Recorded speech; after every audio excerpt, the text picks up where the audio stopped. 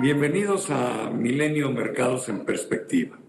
Aquí, como todas las semanas, ahora estaremos con James Salazar, subdirector de Estudios Económicos de Cibanco, y su servidor Manuel Somoza para platicar de temas económico-financieros en México y en el mundo. Y como ya es tradición, empezaré platicando un poco de cuál fue el resultado de las bolsas en la semana que acaba de terminar. Fue una mala semana, podríamos decir, en términos generales. El Nikkei, por ejemplo, en Japón, el índice que es más importante allá, perdió 2.1%. Es una sorpresa, pero el Shanghai Composite estuvo tablas, es de las pocas bolsas que tuvo utilidades a lo largo de la semana. El Eurostock perdió 1,5%, pero las peores bajas se dieron en los mercados de Norteamérica. 3.3% el Dow Jones, 4.16% el Standard & Poor's y 5.49% el Nasdaq.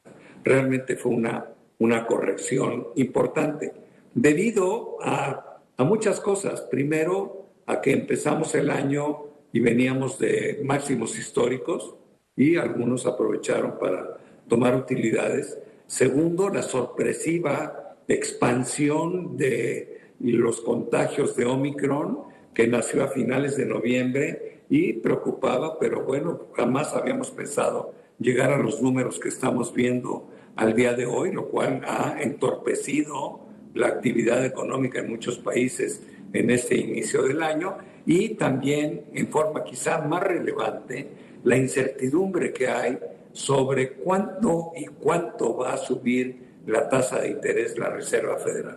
Sabemos que está por terminar o en proceso de disminuir los estímulos económicos de inyecciones de liquidez, pero la gran incógnita es cuántas veces va a subir la tasa de interés a lo largo de este año. Y hay mucha especulación. La Fed ha dicho que espera 3, los mercados de futuro están indicando como que quieren o están esperando 4, pero hay voces que de repente empiezan a alarmar mucho más a la gente y hablan de otras cosas que no tenemos nosotros, por lo menos, en el radar. Y todo el conjunto de esto, la pandemia, el tema de la inflación, el cómo remediarla a través del incremento de tasas, bueno, pues ha provocado esta contracción en los mercados bursátiles del mundo. Nosotros mantenemos una posición de optimismo moderado, creemos que es un tema coyuntural que poco a poco se va a ir resolviendo. Sabemos, o por lo menos intuimos, que las inversiones en renta variable este año nuevamente van a ser más rentables que las inversiones en renta fija, sobre todo las de deuda soberana, pero bueno, cuando uno invierte en bolsa se enfrenta de repente a situaciones como la actual. ¿Qué es lo que recomendamos nosotros? Bueno, pues tranquilidad, ¿no? Y si los porcentajes de riesgo son adecuados, pues simplemente mantenerse diversificados y atentos. Creemos que los índices se van a recuperar, las bolsas siempre se recuperan, es un tema de tiempo, por eso siempre se recomienda que a la gente que invierte en inversiones de renta variable, pues lo haga con horizontes de largo plazo. Pero bueno, vamos a analizar más a fondo la semana. Hay un indicador que seguramente el público no sigue, nosotros como especialistas sí lo hacemos porque es muy importante, y es el rendimiento de los bonos de la tesorería de los Estados Unidos de 10 años de plazo.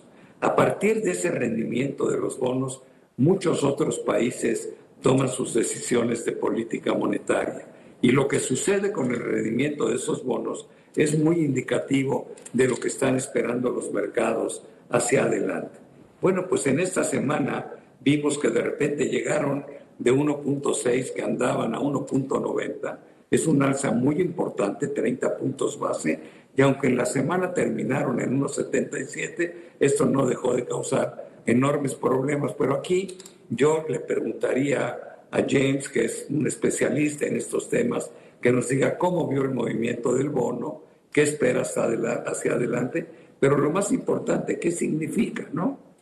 James, por favor. Claro, gracias, Manuel. Sí, como bien comentas, uno de los temas centrales que justifica o explica este comportamiento negativo de los mercados financieros en la semana es la expectativa sobre la Reserva Federal. Y uno de los indicadores que logra de mejor manera capturar lo que el mercado está pensando sobre los futuros pasos de la Reserva Federal de Estados Unidos. Como bien comentas, es el bono del Tesoro a 10 años, ¿no? Y lo que observamos efectivamente es una subida. ¿Por qué una subida? Porque el mercado empieza poco a poco a anticipar que el endurecimiento, que ya nos lo comentaba la Reserva Federal en su reunión de diciembre, podría ser más fuerte de lo anticipado. O sea, la Reserva Federal, como decías, dijo, bueno, vamos a subir 3 veces la tasa de interés. El mercado dice, bueno, yo creo que 4 y a lo mejor hasta 5. Y el problema es que va a depender mucho de las cifras económicas, sobre todo de inflación, la cual hay que recordar que cerró en Estados Unidos en máximos desde los 80. Y entonces incluso crecen voces diciendo, bueno, no solamente pueden ser alzas de 25 puntos, sino también de 50.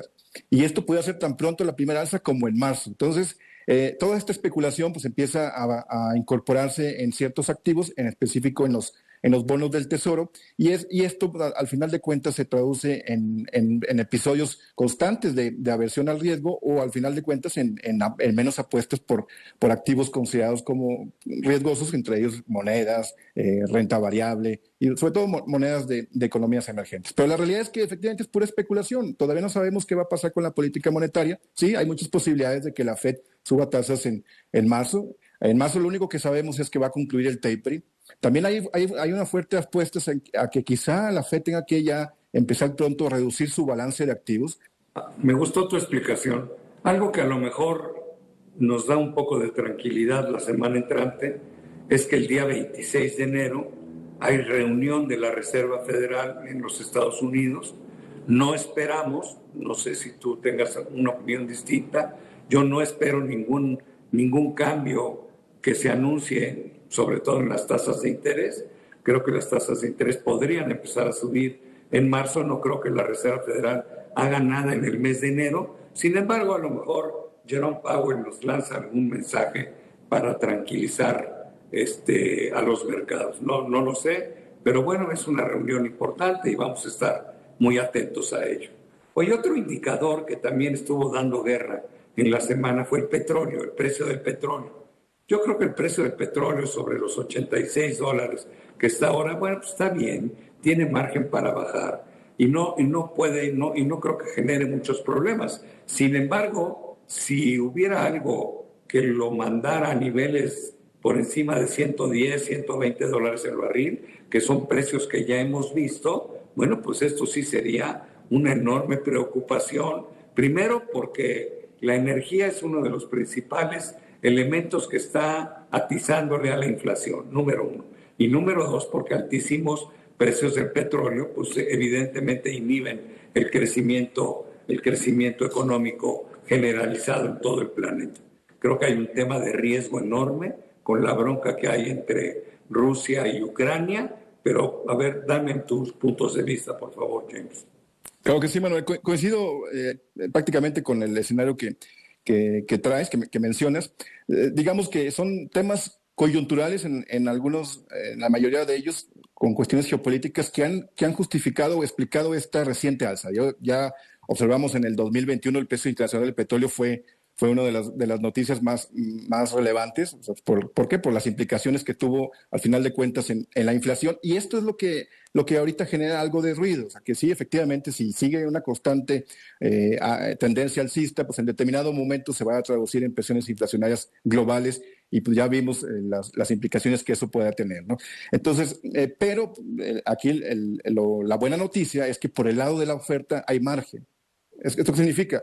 Que los principales productores todavía están lejos de los niveles de bombeo que tenían antes de la pandemia. La verdad es que ellos están muy cómodos con este precio internacional. ¿Por qué? Porque están mejorando sus ingresos, pero en determinado momento pues pudieran incrementar la oferta y medio nivelar estos desequilibrios presentes y en los siguientes meses estar observando niveles menores en todas las referencias de este precio internacional. Totalmente de acuerdo. Oye, pasemos a México porque el tiempo vuela. Yo estoy preocupado con la economía mexicana porque no ha salido el crecimiento del año pasado. Yo lo calculo entre 5 y 5,5, más bien mi numerito es 5.4, que no es malo.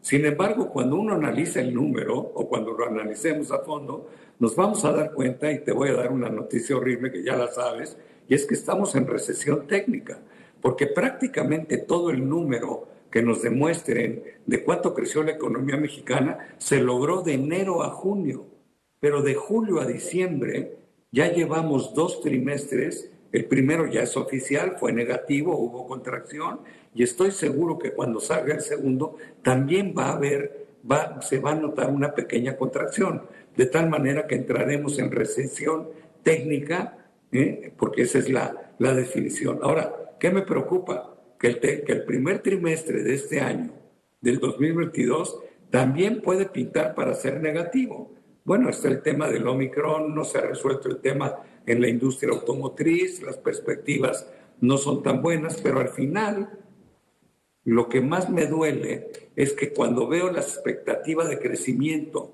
para nuestro México en este 2022, pues anda alrededor del 2%, 2.2, 2.3 en el mejor de los casos. Y con eso, a ver, vamos a seguir anclados en la mediocridad. O sea que sí, estoy triste, el crecimiento del año pasado fue bueno a secas. Yo entiendo que los factores que más nos pegaron fueron el paro en la industria automotriz, concretamente por las exportaciones, dejamos de vender 1 millón de vehículos. También nos afectó mucho en el sector servicios la pandemia, el COVID-19, la variante Delta y después vino el Omicron. Pero bueno, también tengo que poner el dedo y decir, el gobierno no ha hecho nada en materia de políticas públicas para incrementar la inversión privada, ¿no? Que sigue fundamentalmente estancada. Entonces, pues no sé cómo la ves tú.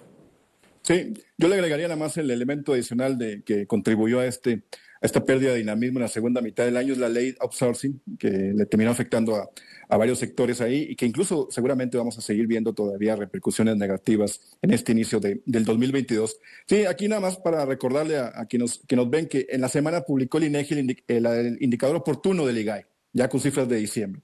Y esto, si se cumplen esas expectativas, tendríamos una caída del PIB trimestral respecto al trimestre previo, en este caso el tercer trimestre, de menos 0.5%. Entonces, efectivamente, se juntaría con la otra caída del tercer trimestre de menos 0.4%, cumplirías con esta teoría de recesión técnica. Y sí, las dificultades el problema es que estamos enfrentando un 2022 con muchos riesgos, muchas incertidumbres, y entonces empieza a sonar otra vez el tema de estanflación. O sea, ¿realmente estamos en una estanflación o no?